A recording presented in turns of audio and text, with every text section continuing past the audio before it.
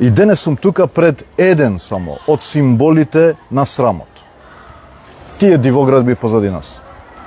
Две згради кои што во еден сендвич ставиле една мала куќа, на која што е одземен воздухот, на која што е одземено сонцето.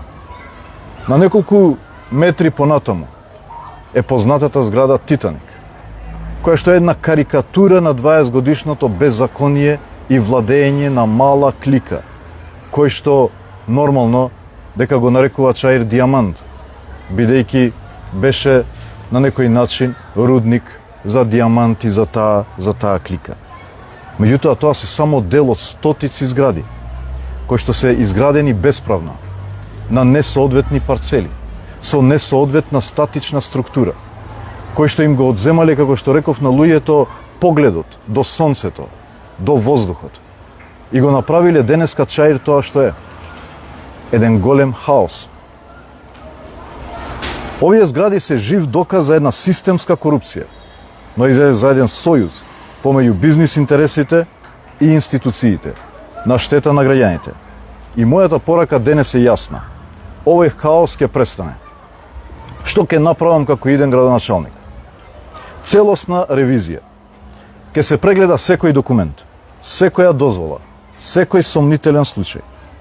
Секој што потпишал незаконски ќе одговара.